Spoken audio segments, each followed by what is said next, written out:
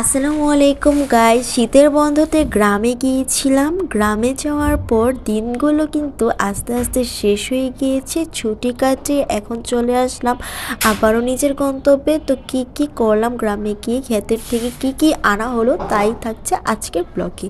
তো খেতে চলে গেলাম সকাল সকাল। যাওয়ার পর এখানে দেখতে পেলাম লাউ ধরেছে গাছের মধ্যে। তো এখান থেকে লাউটাকে পেরে নিয়ে নিলাম। তো লাউটাকে এখন কেটে নিয়ে নিব। তো এই দিক দিয়ে আশেপাশে ক্ষেতগুলো অনেক সুন্দর লাগছিল। সবাই ক্ষেত থেকে টুকিটাকি সব কিছু উঠিয়ে নিয়েছে, আবার নতুন করে গজানোর জন্য খেতে আবার ফসল ফলাবে। তো এই তো টমেটো গাছগুলো দেখুন আমাদের কত সুন্দর হয়েছে, পাকেনি। তারপরে কাঁচা টমেটো কতগুলো নিয়ে আসলাম। তারপরে এখানে বেগুন গাছে বেগুন ধরেছিল, বেগুনগুলোকেও নিয়ে নিলাম।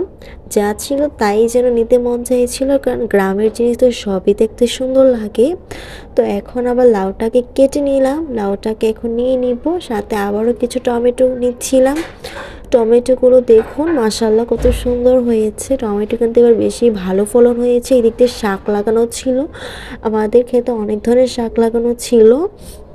তো শাকগুলো আস্তে আস্তে কিছুটা কেটে কেটে নিচ্ছিলাম, যেগুলো নেওয়া যায়। এদিক দিয়ে একটা পেঁপে নিলাম, একটা বড় সাইজের পেঁপে কেটে নিলাম, কারণ পেঁপে আমরা একটাই নিচ্ছি, বেশি খাওয়া হয় না পেঁপে, তার জন্য। তো এখান থেকে ধনেপাতা কিছুটা কেটে নিয়ে নিব। ধনেপাতা পাড়ছিলাম আর ভিডিও করছিলাম, দেখুন কত সুন্দর লাগছে ধনেপাতাগুলো। এখান থেকে ধনেপাতাগুলোকে আমরা উঠিয়ে উঠিয়ে নিচ্ছিলাম, আর সাথে কিছু শাকও নিয়ে নিয়েছি। আর এদিক দিয়ে দেখুন শাকগুলো কত সুন্দর হয়েছে। এই শাকগুলো অনেক ছোট, এগুলো বড় হয়নি এখনো। এদিক দিয়ে শাকগুলো মোটামুটি বড় হয়েছে। তো এখান থেকে আবার একটু মূলা শাকগুলো উঠিয়ে নিচ্ছিলাম। এখানে দেখুন মূলাগুলো কিন্তু অনেকটাই বড় হয়ে গিয়েছে। তো একটু সামনে যাওয়ার পর আর একটু শাক টাক নিচ্ছিলাম। এতে দেখুন সরিষার একটু একটু ফুল হচ্ছিল, আর আমাদের ক্ষেতটা দেখুন কতটা সুন্দর লাগছিল দেখতে।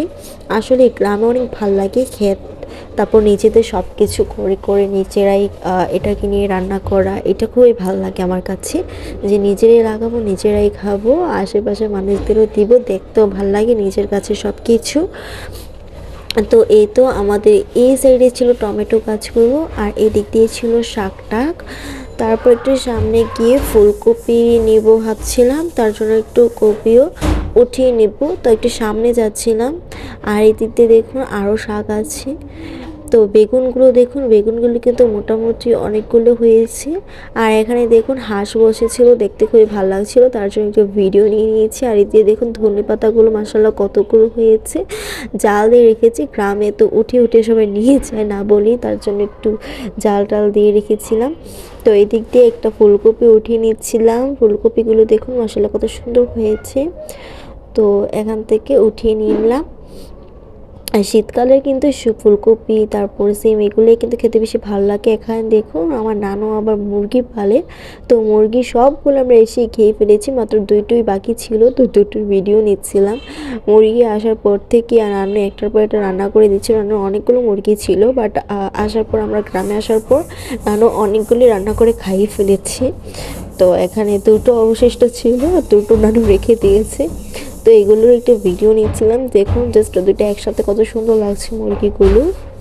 আর এখানে দেখুন বেগুন নিয়েছিলাম, ফুলকপি নিয়েছি, তারপরে লাউ পেঁপে যেগুলো যেগুলো নিয়েছি এগুলো দেখাচ্ছে। এদিক দিয়ে মূলা নিয়ে নিয়েছি, মূলা শাক নিয়েছি, টমেটো নিয়েছি, আর এদিক দিয়ে দেখুন বস্তা ভরে সব নিয়ে নিয়েছি। তো ভিডিও এতটুকু, সব ভালো থাকবেন, আল্লাহ হাফেজ।